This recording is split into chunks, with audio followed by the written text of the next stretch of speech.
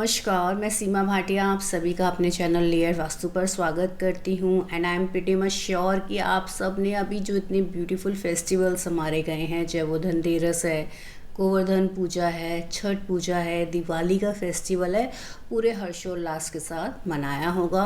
और डेफिनेटली आपको ईश्वर की कृपा भी मिली होगी, माँ लक्ष्मी का आशीर्वाद भी मिला होगा।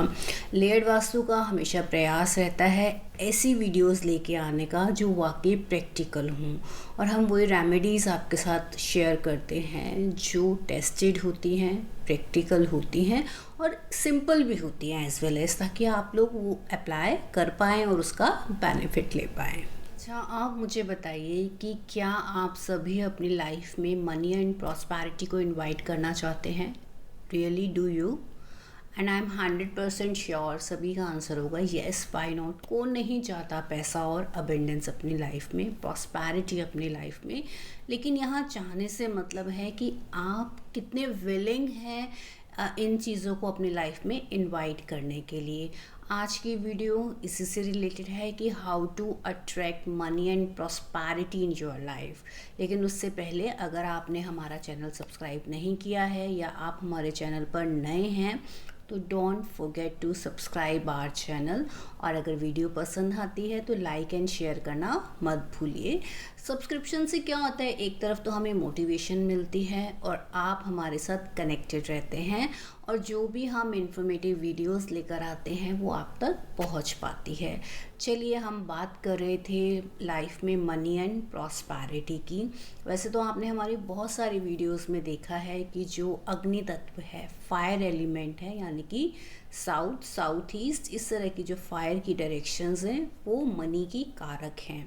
यानी अग्नि जो है वो पैसे का दूसरा रूप है, अनडाउटेडली, बिल्कुल। जो अग्नि तत्व है वो पैसों का कारक है। अगर आपके घर में अग्नि तत्व बैलेंस है तो आपकी लाइफ में मनी बनी रहती है, कैश फ्लो बना रहता है। देखिए, हमने ये तो समझ लिया कि जो अग्नि तत्व है वो पैसों का कारक है, लेकिन अग्नि तत्व जो पैसों का कारक तो है, लेकिन जो पैसे हैं वो आते कहाँ से हैं? वो पहली दिशा जो पैसों को लाने का कारक है।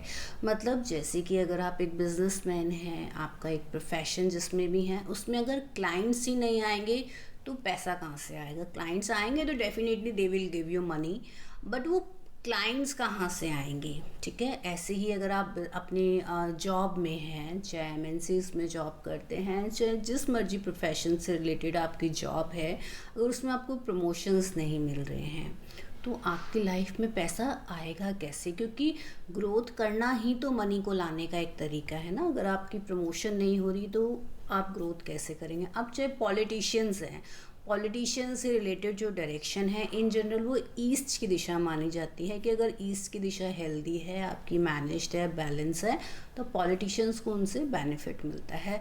लेकिन वो अपॉर्चुनिटी आएगी कैसे कि आप पॉलिटिक्स में एंगेज हो पाएँ या आपको कोई ऑप्शन मिल पाए? एक मौका तो लाइफ में हर किसी को चाहिए शुरुआत करने का।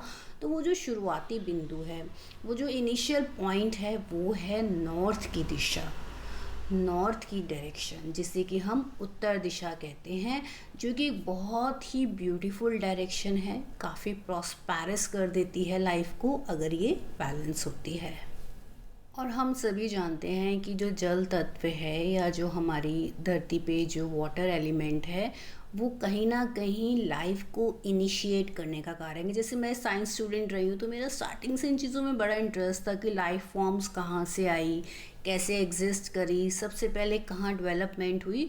तो पानी का उसमें बहुत बड़ा रोल रहा है। आज भी आप देखेंगे तो मैक्सिमम जो अर्थ सरफेस को कवर करने वाला एलिमेंट है वो वाटर है। हमारी बॉडी का जो मैक्सिमम परसेंटेज है वो वाटर ही कंटेन करता है।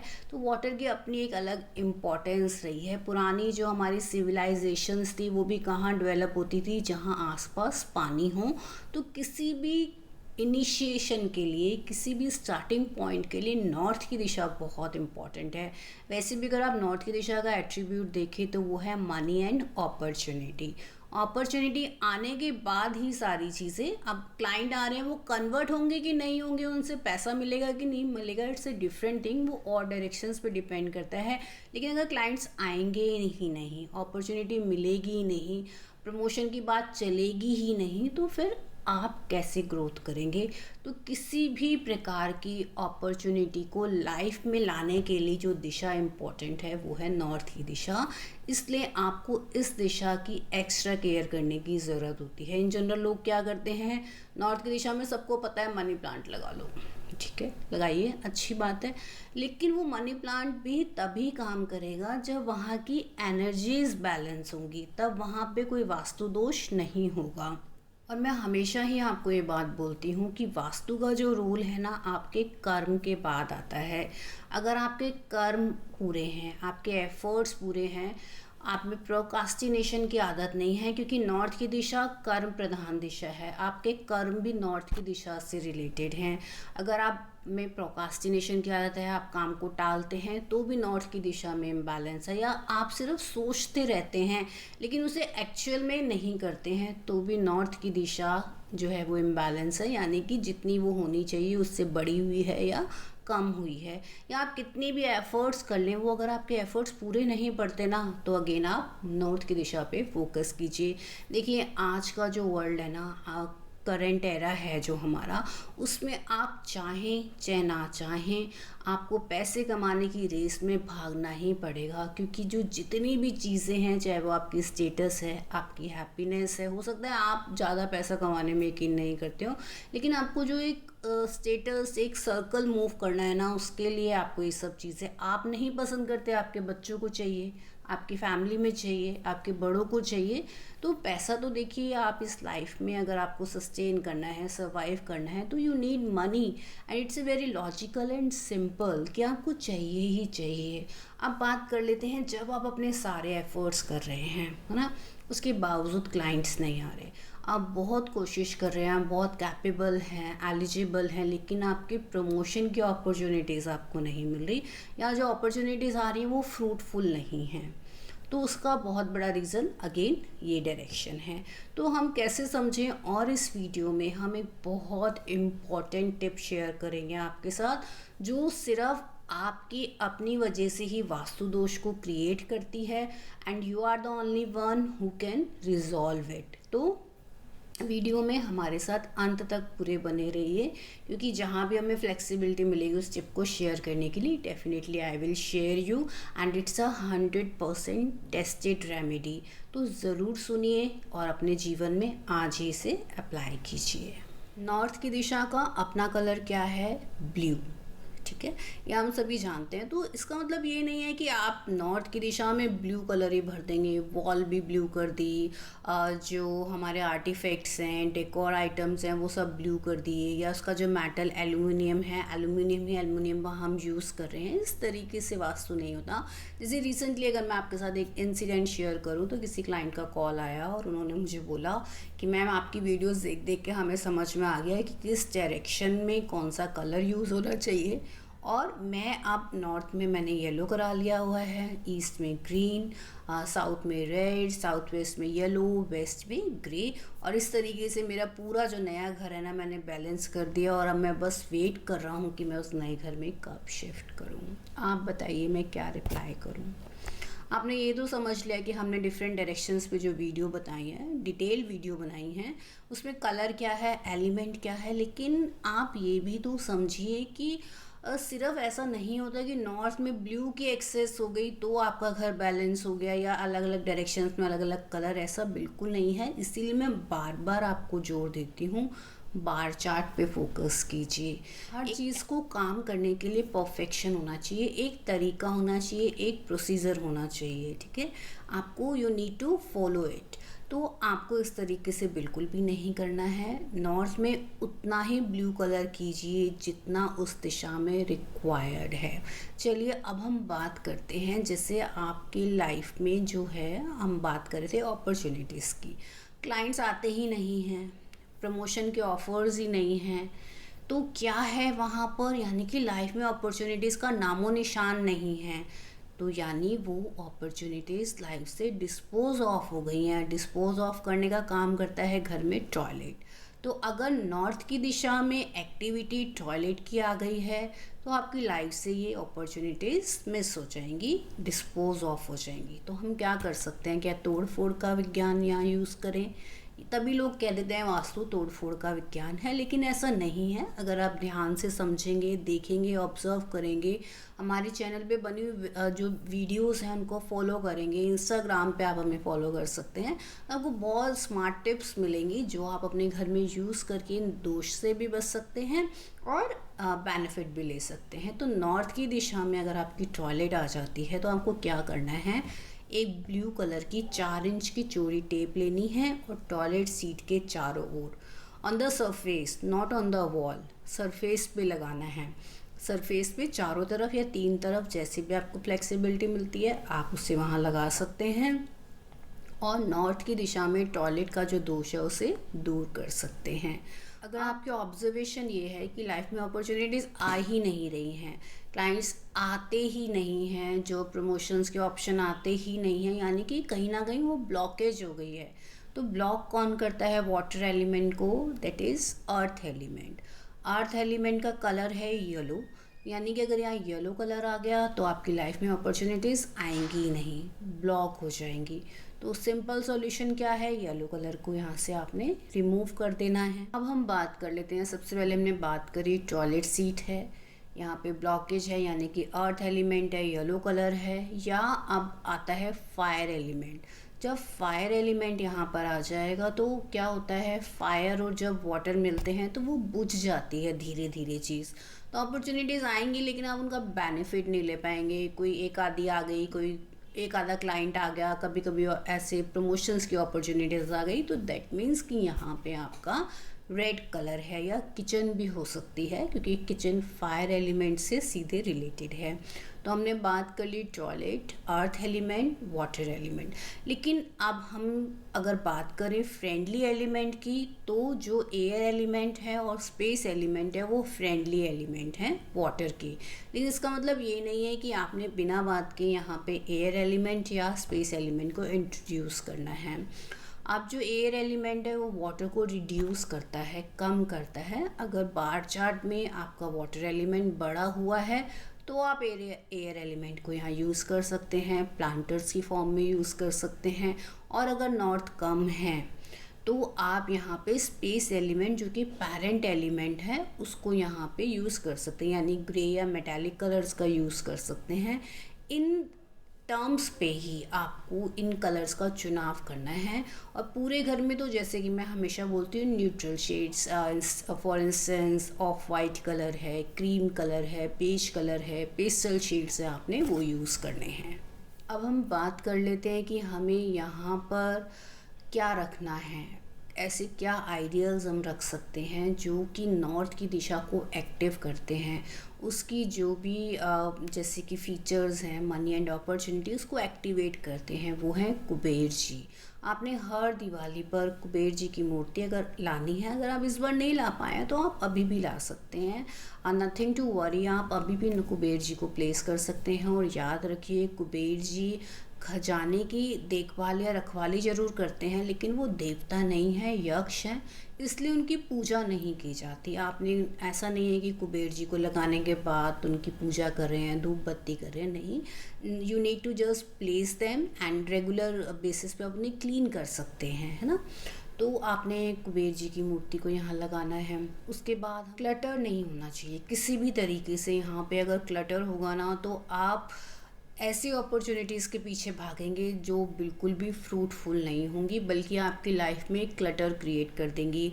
हजल एंड बजल, बिना बात की भाग दौड़ परेशानियों को क्रिएट कर देंगे। तो इसलिए क्लटर फ्री, और क्लटर फ्री तो पूरा घर आपका क्लटर फ्री होना चाहिए, तो बेनिफिट आपको अच्छे से मिलते हैं। लेकिन नॉर्थ की दिशा, क्योंकि अगर हम अपने सब्जेक्ट पे स्टिक रहे तो हम बात कर रहे हैं मनी एंड अपॉर्चुनिटी की, तो अगर यहाँ पे क्लटर्स होंगे ना तो आपको ऐसी अपॉर्चुनिटीज़ मिलेंगी जिससे आपको गेन कुछ नहीं होगा, अननेसेसरी आपका टाइम एंड पोटेंशियल वेस्ट होगा। तो आपने इस जोन को क्लटर फ्री रखना है।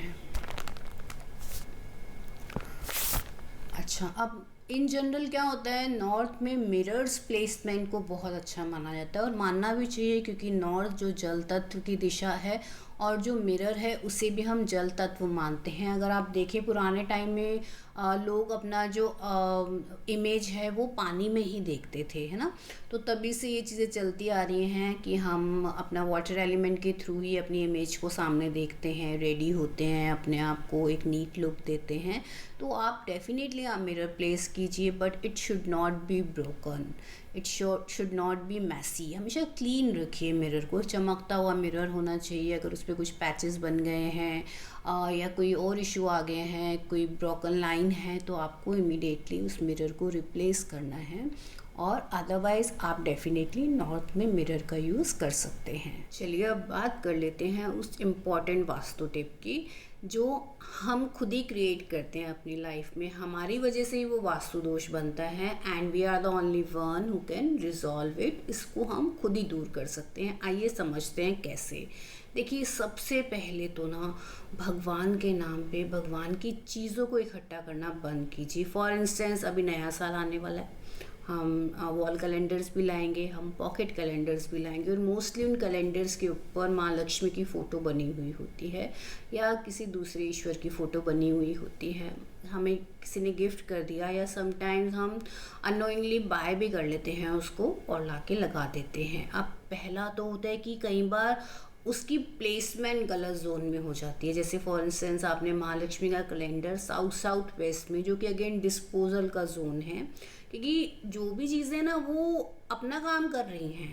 आप चाहे उसको नोइंगली अननोइंगली आपको अवेयर नहीं थे, आपने लगा दी, लेकिन वो तो अपना काम कर ही रही है ना।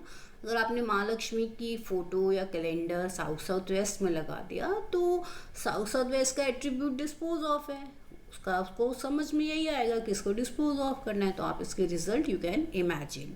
इसलिए जोन पर्टिकुलर होना बहुत ज़रूरी है। अगर आप इन चीज़ों को इस प्रॉब्लम से बचना चाहते हैं तो भगवान के कैलेंडर्स और इस तरह की चीज़ें जिन पे उनके चित्र बने हों, फ़ोटो बने हों, इस तरह की बुक्स हैं, कैलेंडर्स हैं, कार्ड हैं, पोस्ट कार्ड्स हैं, उनको कलेक्ट मत कीजिए, इकट्ठा मत कीजिए। अदरवाइज़ अगेन जैसे मैं आपको बता रही हूँ कि ये प्रॉब्लम क्रिएट करते हैं। और फिर कई बार हम वो कैलेंडर्स लाके किचन में रख देते हैं, किचन में टांग देते हैं, मोस्टली किचन्स में ही होते हैं। वो भी एक डिसरिस्पेक्ट है। इससे अच्छा आप एक प्लेन कैलेंडर लीजिए अगर आप मैनेज नहीं कर सकते, और अगर आप उनको एक प्रॉपर डायरेक्शन में मैनेज कर सकते हैं तो इट्स गुड, इसमें कोई इश्यू नहीं है। तो पहली चीज़ ये। दूसरी चीज़, जब आप मंदिर जाते हैं और वहाँ प्रसाद ऑफर करते हैं और आपको लगता है कि वो प्रसाद मुझे बांटना है, तो आप ऐसी चीज़ लीजिए, चाहे वो थोड़ी हो चाहे ज़्यादा, कि जो वाकई टेस्टफुली आप किसी को दे पाएँ और आपसे लेने के बाद वो उसको फेंक ना दे, या वो आप ऐसा ना हो कि वो आप खुद भी नहीं खा पा रहे हों। तो आपको इन चीज़ों का ध्यान रखना है। छोटा लीजिए, कम लीजिए, लेकिन वो इतना टेस्टी हो कि आप ईश्वर को ऑफर करने के बाद जब उसे बांटें तो हर बंदा चाव से खा पाए और अपने आप घर में भी खा पाएँ। या इसका और भी परफेक्ट जो सॉल्यूशन है, खुद अपने घर से थोड़ा सा हलवा या मीठा बना के ले जाइए और उसको लाके वापस उसी प्रसाद में या बने हुए जो हलवा है उसमें मिक्स करके पूरे घर में आप खा सकते हैं। इस तरीके से भी कर सकते हैं। इसके बाद आता है कि मंदिर में जो कई बार आप पूजा के फूल ले आते हैं या घर में भी कई बार पूजन होता है, तो वो फूल मालाएं जो होती हैं बहुत दिनों तक वहीं पड़ी रहती हैं, ड्राई हो जाती हैं, ख़राब हो जाती हैं, और फिर हम बाद में जिन चीज़ों को हमने पूजा में यूज़ किया होता है उन्हें ही कूड़े में फेंक रहे होते हैं, है ना। तो हमें ये नहीं करना है। पहली बात तो कोशिश कीजिए सिर्फ जितना ज़रूरत है उतना ही लाइए घर में, एक्सेस मत कीजिए कुछ चीज़ों को, है ना। अब क्या हुआ, उन फूलों का बाद में कूड़े में डालने से अच्छा है उन्हें धूप में सुखाकर ड्राई हो जाए, क्रश करके उन्हें अपने प्लांटर्स में आप डाल दीजिए। ये सबसे अच्छा तरीका है। उससे क्या है, वो ब्लेसिंग्स या जो पॉजिटिविटी उनमें थी, टाइमली, ये नहीं गल सड़ गए उसके बाद आप डाल रहे हैं, टाइमली उन चीज़ों को यूज़ कीजिए और इस तरीके से इन वास्तु दोषों को क्रिएट मत कीजिए। इसके अलावा आप देखते हैं गिफ्ट्स में आइडल्स को देने की बहुत चलन है हमारे यहाँ, माँ लक्ष्मी या गणेश जी को देने की। तो वो लेना और देना तो होता रहता है, उसकी वजह से इतने सारे आइडियल्स घर में इकट्ठे हो जाते हैं कि जो फिर से वास्तु दोष उत्पन्न करते हैं। आप कई बार आइडियल्स को एंट्रेंस पे लगा देते हैं, तो वो भी एक अच्छा तरीका नहीं है। आइडियल्स को एक रिस्पेक्टेड जगह दीजिए जो सिर्फ और सिर्फ मंदिर में ही हो सकती है। इसलिए इन भगवान की प्रतिमाओं को शो पीस की तरह, गिफ्ट्स की तरह बिल्कुल भी यूज़ मत कीजिए। आप इंस्टाग्राम पे भी हमें अगर देखेंगे तो हमने ये रील बनाई थी जो लोगों ने बहुत पसंद करी, क्योंकि इसके अलावा जब मूर्तियाँ खंडित हो जाती हैं उस ईश्वर की तो हमें समझ नहीं आता हम क्या करें। तो उसे भी आपको पूरे रिस्पेक्ट के साथ जल प्रवाह करना है। कम मूर्तियाँ रखिए घर में, जिन्हें आप पूरे विश्वास के साथ जिनकी पूजा करते हैं उस आइडियल को प्लेस कीजिए। और कभी भी दो या दो से ज़्यादा सेम आइडियल्स का यूज़ मत कीजिए। एक पर्टिकुलर डायरेक्शन में उन्हें स्थान दीजिए और अपनी लाइफ में मनी प्रॉस्पेरिटी को अट्रैक्ट कीजिए। देखिए कितने सिंपल टिप्स हमने आपके साथ शेयर किए हैं। अब ये आपके हाथ में है कि आप किस तरीके से इन चीज़ों का यूज़ करते हैं। कमेंट बॉक्स में ज़रूर बताइए कि आपका दिवाली सेलिब्रेशन कैसा रहा। अगर आपने बहुत इन्जॉय किया दिवाली पे, बहुत ब्लेस फील किया, तो येस टाइप करके हमें बताइए। और साथ ही साथ आप बता सकते हैं कि आप हमें किस कंट्री या किस सिटी से फॉलो कर रहे हैं। It will be great if you share with us. और इसी तरीके से हमारे साथ हमारे आगे आने वाली वीडियोस में जुड़े रहिए। लाइक शेयर सब्सक्राइब कीजिए चैनल के सपोर्ट के लिए, मोटिवेशन के लिए। और हमें सजेस्ट कीजिए कि किस नए सब्जेक्ट पे आप वीडियोस देखना चाहते हैं। लेयर्ड वास्तु का हमेशा प्रयास रहता है ऐसी वीडियोस लाने का जो वाकई आपके काम की हों। Stay tune with us, take care, bye bye.